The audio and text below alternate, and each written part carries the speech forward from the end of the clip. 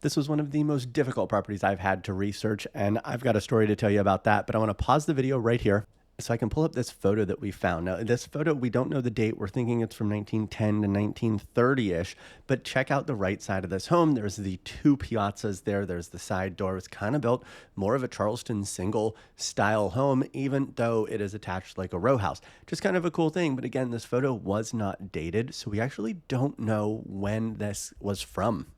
Now let's get back to the tour. So we are at 124 Church Street today. We're on Church Street. That is Chalmers right there. So if you know, Chalmers is where 17 Chalmers is the pink house. It's one of the oldest structures in all of Charleston, which this courthouse actually backs up to their courthouse. So we're going to see that in just a second.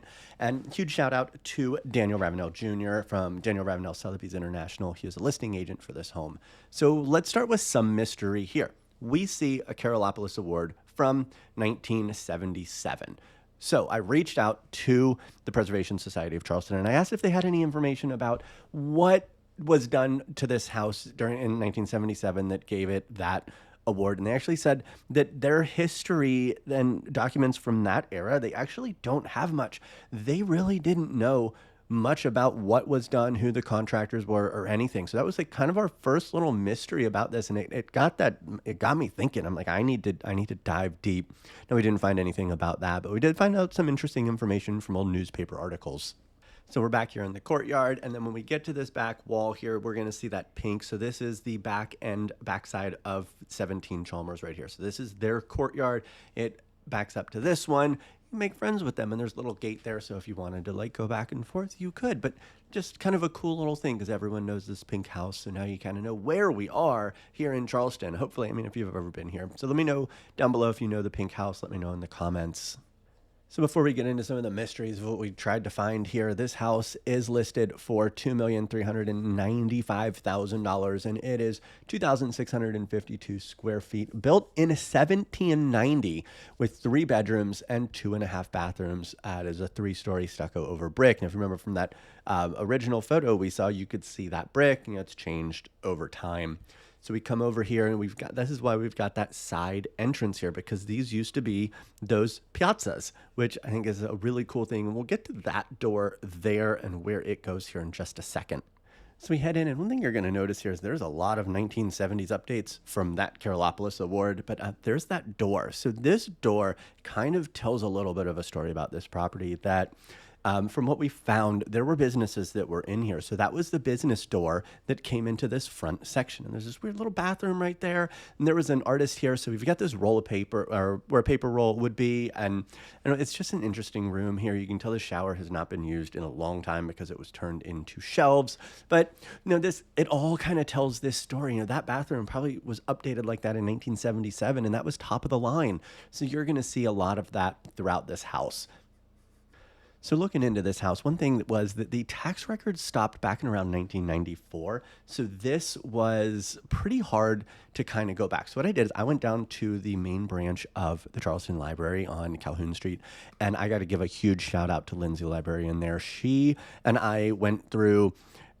mostly went through over 300 years worth of newspaper articles searching for this address and what was associated with it. And one thing I found before I even got there was in the old Sanborn maps. So there's one in 1884, and then it was re-updated in 1888. And in the 1884 maps, this property right here was labeled as 100 Church Street. And in 1888, it was labeled as 124 Church Street, which in 1886, there's actually a giant renumbering of a lot of streets in Charleston. And this one actually fell under that. So here's what we learned. We know that from it being built in 1790, that it survived the fire from 1796 and the fire from 1861, as well as the Civil War and the 1886 earthquake. So it has been through a lot. And here's where we get to the newspaper trail that, from the information we found, this is the most interesting stuff. So in 1818, there was an ad for a grocery store liquidation sale where they were selling Jamaican rum, gin, whiskey, sugar, crockery, glassware. Now, this was the first documented anything of this building, again, under 100 Church Street. Then in 1824, there was a sitting city councilman who was operating out of it during the yellow fever epidemic, and that killed the 236 Charlestonians that year. So we know a city councilman, at least worked out of or lived in here. Then up in 1827, there was a Scottish portrait painter named James Thomson. He rented a room, and it was advertising for ladies and gentlemen of Charleston to commission portraits. Now, the landlady was a Mrs. Christie, so she was likely connected to a Scottish merchant family that was down the street at 92 Church Street. Then in 1829, there was a firm that was attorneys or merchants, we don't really know, called Clark and Thompson, and they moved their office here. In 1853, there was a German immigrant who, quote, speaks very little English, was living here and placed a wanted ad looking for any kind of work as a porter or stone helper. We had a lot of rental ads, and then in 1884 there is a German-born man named George F. Habenicht. I don't speak German.